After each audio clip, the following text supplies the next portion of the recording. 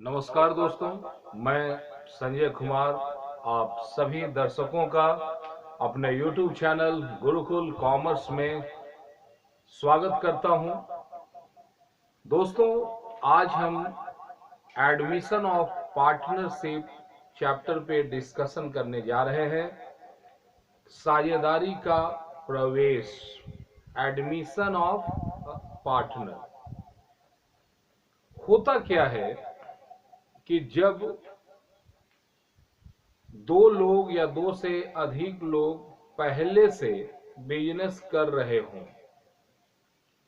और इस चलते हुए बिजनेस में अगर कोई नया पार्टनर शामिल हो जाता है एज ए पार्टनर, तो इस घटना को बोलते हैं एडमिशन ऑफ पार्टनर। ठीक है, एक प्रैक्टिकल एग्जाम समझो। मान लो कि आपके घर में आपके मम्मी पापा, आप और आपके बड़े भाई 4 लोग रहते हैं। बड़े भाई का गवर्नमेंट जॉब हो गया। अब गवर्नमेंट जॉब हो गया तो माँ बाप का एक ही कर्तव्य होता है उसके बाद कि अब बेटे का शादी करवा दो। तो आप अपने घर में कुल 4 सदस्य थे। अब आपके बड़े भाई की शादी हो गई, तो जब बड़े भाई की शादी होगी तो भाभी जान आएंगी आपके घर में। तो अब आपके घर में कुछ उथल पुथल होगा, या जब आपकी भाभी आपके घर में आई तो इसी घटना को आप बोल सकते हो कि आपके घर में admission of a new partner हो गया। क्योंकि उस घर को बोलने वाले कि ये मेरा घर है, पहले कुल 4 लोग थे। अब भैया का शादी हुआ है तो अब यही डायलॉग मारने वाले 5 लोग हो गए। तो घर में पहले जहां 4 लोगों का हिस्सा था, अब वही जगह पे 5 लोगों का हिस्सा है। तो ये जो 5वां शख्स जो आया, इसको बोलते हैं एडमिशन ऑफ पार्टनर। यही तर्ज है। तो यहां एक बात समझना कि मान लो एक बिजनेस था जिसमें ए और बी पहले से काम कर रहे थे, और एक और बंदा जिसका नाम है सी बोला कि हम भी आपके साथ मिल के काम करेंगे और हम लोग सब साथ मिलकर काम करेंगे। तो अब जो नया जो बिजनेस बना, उस बिजनेस में पार्टनर कौन कौन हो गए? ए, बी और सी। समझ में आ रही है बातें? ए, बी और सी। ध्यान देना, अब सवाल है कि नया पार्टनर का जरूरत क्यों पड़ता है? ए और बी अच्छा भला पहले से बिजनेस चला रहे थे, क्या ऐसा घटना घटा, आखिर हुआ क्या ऐसा कि अब उनको नए पार्टनर की जरूरत पड़ गई? तो इसके पीछे बहुत सा कारण हो सकता है। अब मुझे से मान लो कि बिजनेस अच्छा चल रहा है, लेकिन इंसान उस चिड़िया का नाम है जो कभी संतुष्ट नहीं होता है। अगर आज 1000 रुपया कमा रहा है तो टारगेट जो है वो 1000 नहीं है, अब 10,000 पे है। जो 10,000 कमा रहा है उसका टारगेट अब 10 लाख पे है। तो अगर बिजनेस अच्छा परफॉर्मेंस कर रहा है और चाहते हैं कि बिजनेस को और बढ़ाया जाए, तो और बढ़ाया जाए तो आपको और सहयोगियों की जरूरत पड़ेगी। तो और सहयोगियों को आप कैसे ला सकते हैं? और सहयोगी अगर लाना है तो 2 तरीका है। पहला, या तो आप सैलरी दो और एज ए स्टाफ उसको अपॉइंट कर लो, और दूसरा तरीका कि पार्टनर बना लो और सैलरी देने का झंझट से बच जाओ। तो एक बड़ा डिसीजन का ये मुद्दा है कि नया पार्टनर अगर लाएं कर टीम में, तो नए पार्टनर को पार्टनर बना के लाएं या एक एम्प्लॉय बना करके लाएं जिसको महीना महीना सैलरी दें। तो इस पर वाद विवाद हो सकता है। अगर आपको लगता है कि आपको मैन पावर की जरूरत है किसी आदमी के सर्विस की जरूरत है तो सैलरी दो, लेकिन आपको जरूरत है, अगर पूंजी का जरूरत है किसी आदमी के सपोर्ट का, तो इस हालत में आपके लिए बेहतर होगा कि आप सामने वाले को एज ए पार्टनर लेकर के आओ। क्लियर? तो सवाल है कि पार्टनर आता क्यों है? तो मान लो बिजनेस बढ़ रहा है, हमको एक्स्ट्रा पूंजी की जरूरत है, तो जब पूंजी का जरूरत ज्यादा होगा तो पार्टनर ले आते हैं, क्योंकि मेरा स्टाफ तो पैसा देने वाला है नहीं, तो पार्टनर ले आते हैं। ध्यान देना, जब भी कोई पार्टनर नया आता है तो सामने वाले को भी तो लगना चाहिए कि यहां जाने के बाद हमको अगर लाभ होगा तो ही ना काम करेगा वो। अगर ये कंफर्म हो कि यहां जाकर के हमको लॉस होगा तो क्या जाएगा क्या कोई? आप ही जाओगे क्या? आप उसी जगह जाना पसंद करोगे जहां आप 100% श्योर रहोगे कि यहां पे मेरे को लाभ ही होगा। तो ध्यान देना, जो पार्टनर बिजनेस में पहले से मौजूद रहते हैं उन पार्टनर्स को बोला जाता है ओल्ड पार्टनर, और जो नया पार्टनर आता है उसको बोलते हैं न्यू पार्टनर। तो बताओ यहाँ ए, बी और सी, ओल्ड कौन कौन है? तो ओल्ड पार्टनर में हो गया ए और बी, और नया पार्टनर कौन है? सी। अब ओल्ड और न्यू जब दोनों मिल जाएंगे तो सभी पार्टनर्स को बोला जाएगा ऑल पार्टनर। तो अगर बोला जाए कि ऑल पार्टनर कौन, तो बोलना पुराना प्लस नया, ये होगा ऑल पार्टनर। ओल्ड पार्टनर कौन, तो बोलेंगे टोटल में से ओल्ड वाले को न्यू वाले को हटा दो, जो बचेगा वो ओल्ड पार्टनर। क्लियर है? तो चलिए जरा सा अब आगे देखते हैं कि जब एडमिशन होता है तो किस किस चीज के अकाउंट्स टर्म का आपको जरूरत पड़ता है और क्या होता है। फिर से आओ भैया की शादी पर, जानते हैं ना, कितना भी दुनिया वाले बोलते चले जाएं कि दहेज लेना पाप है, पाप है, पाप है, लेकिन हम हिंदुस्तानी सुनते कहाँ है?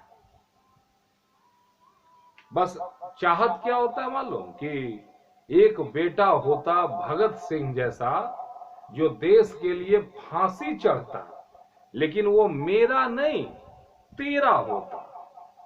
सेम इसी तर्ज पे समाज में चलता है। दहेज लेना पाप है, लेकिन हमको छोड़कर सबके लिए, इस मानसिकता पे चलता है। लेकिन फिर भी ध्यान देना, एकदम गुप्त बात है, समझना है। जब भी किसी लड़के का शादी होता है और खासकर सरकारी नौकरी में अगर वो है, तो सबसे पहले वो हैवी अमाउंट का डिमांड होता है, 10 लाख, 20 लाख, 25 लाख।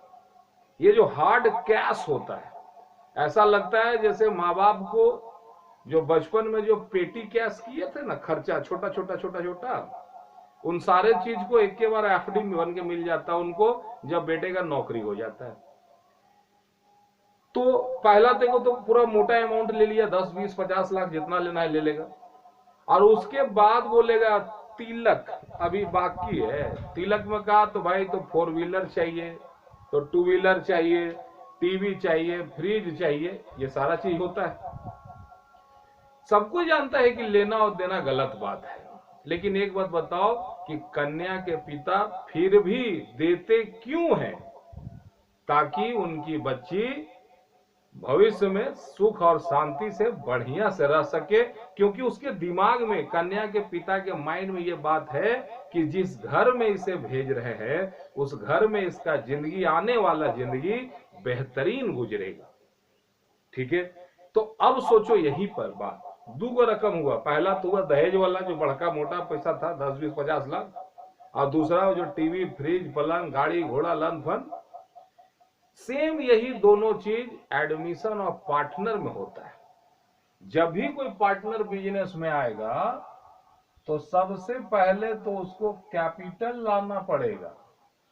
और दूसरा चीज जो होता है उसको बोलते हैं गुडविल देना पड़ेगा। कैपिटल के बाद क्या देना पड़ेगा? गुडविल। अब ये गुडविल क्या होता है?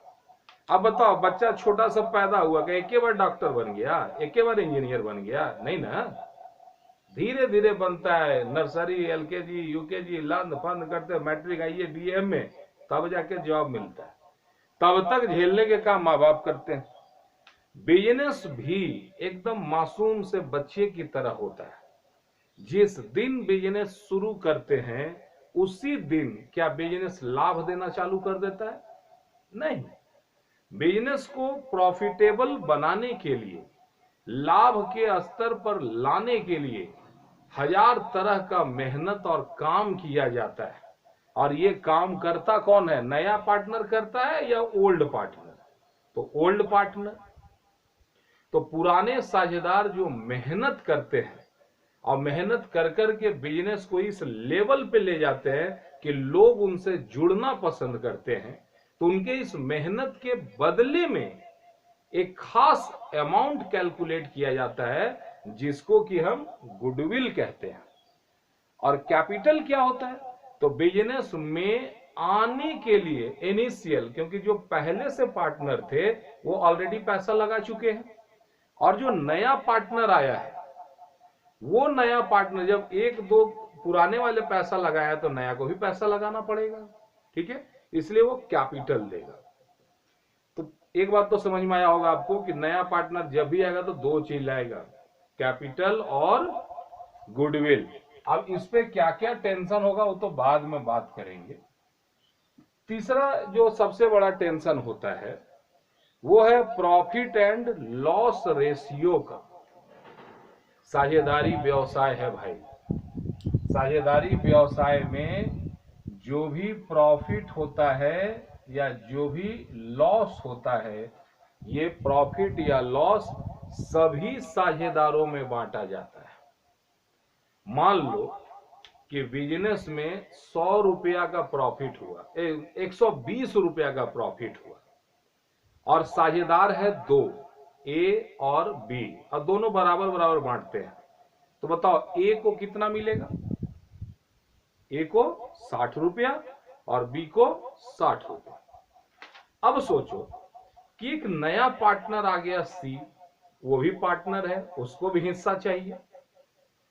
अब 120 का जो प्रॉफिट हुआ अब दो ही लोग में बटेगा या तीनों में बटेगा? तीनों में बटेगा। तो 120 को 3 इक्वल पार्ट करोगे तो 40 40 40। एडमिशन के पहले जब नया नहीं आया था तो प्रॉफिट जो था 120, उसको दो लोग बांटते थे 60 60। एडमिशन हुआ 3 लोग बांटेंगे 40 40 40। तो देखो यहां कि जैसे ही एडमिशन हुआ तो पुराना जो साझेदार था उसका हिस्सा घटा या बढ़ा? घटा या बढ़ा? तो हमारी बात है, ध्यान देना, एडमिशन जब भी होता है तो पुराने साझेदारों का हिस्सा घट जाता है, और यह हिस्सा जिस अनुपात में घटता है उसको सैक्रिफाइंग रेशियो कहते हैं। इस पर भी हम लोग आगे चल के बात करेंगे। और चौथा बड़ा चीज है एक और चीज जिसको बोलते हैं रीवैल्यूएशन अकाउंट। रीवैल्यूएशन अकाउंट का मतलब हुआ जब भी आप मान लो कि आज से 3 साल पहले एक कार खरीदे थे आप 5 लाख में, आज उस कार का दाम कितना होगा? 5 लाख से ज्यादा, 5 लाख से कम या 5 लाख? बिल्कुल सही, आज कार का दाम 5 लाख से कम होगा। दूसरा बात, मान लो कि आपने एक जमीन खरीदा 10 लाख रुपए का आज से 3 साल पहले, आज उसका दाम क्या होगा? 5 लाख से ज्यादा, 5 लाख से कम या 5 लाख? इस बार भी बिल्कुल सही जवाब, इस बार भी जमीन का कीमत होगा 5 लाख से ज्यादा। तो कहना ये चाहता हूं दोस्तों कि जैसे जैसे समय में परिवर्तन होता है, ठीक है, तो वैसे वैसे बिजनेस के एसेट्स और लायबिलिटीज के मूल्यों में भी परिवर्तन होता है। किसी चीज का दाम में परिवर्तन होने से आपको प्रॉफिट होगा और किसी चीज के दाम बढ़ने घटने से आपको लॉस होगा। तो ध्यान देना, एसेट्स और लायबिलिटीज के मूल्यों में परिवर्तन के कारण प्रॉफिट हुआ या लॉस हुआ, इस बात को जानने के लिए हम रीवैल्यूएशन अकाउंट बनाते हैं और इस पर विस्तार से चर्चा इस टॉपिक में हम लोग आगे करेंगे। एक और चीज बनता है पार्टनर्स कैपिटल अकाउंट। एडमिशन के पहले कैपिटल अकाउंट क्या है? ऐसा हर वह घटना जिसके कारण बिजनेस का कैपिटल बढ़ेगा या बिजनेस का कैपिटल घटेगा, इन सारी बातों को एक जगह पे लिखना अकाउंट कहलाता है। अब अगर बात कैपिटल से संबंधित बातों को एक जगह पे लिखेंगे, ये बढ़ा तो बढ़ा क्यों, घटा तो घटा क्यों, कैपिटल से संबंधित सारी बातों को जिस जगह पे लिखते हैं वो होता है कैपिटल अकाउंट। तो ध्यान देना कि पहले 2 पार्टनर थे तो हिसाब किताब 2 लोगों का होता था। अब एडमिशन हो गया एक और का, तो अब जो हिसाब किताब होगा वो 3 लोगों का होगा। तो पूंजी बढ़ा घटा कांस्टेंट रहा, इन तमाम बातों पर जो चर्चा होता है, जो रिजल्ट होता है, उन सब को लिख दिया जाता है जिस जगह पे, उसी को बोलते हैं कैपिटल अकाउंट। क्लियर है? और छठा आइटम जो आपको बनाना है वो है बैलेंस शीट। बैलेंस शीट का मतलब होता है आर्थिक चिट्ठा। ये बैलेंस शीट किसी भी बिजनेस ऑर्गेनाइजेशन का औकात दिखा देता है। किसी आदमी का औकात देखना हो ना तो उसके घर में जाकर के देखो, उसका घर का ऊंचाई बताएगा कि बंदा लखपति है, करोड़पति है या खाकपति है। सेम इसी तरह अगर किसी भी बिजनेस ऑर्गेनाइजेशन का औकात, हैसियत या फाइनेंशियल पोजीशन जानना हो तो उसके बैलेंस शीट को देखा लो।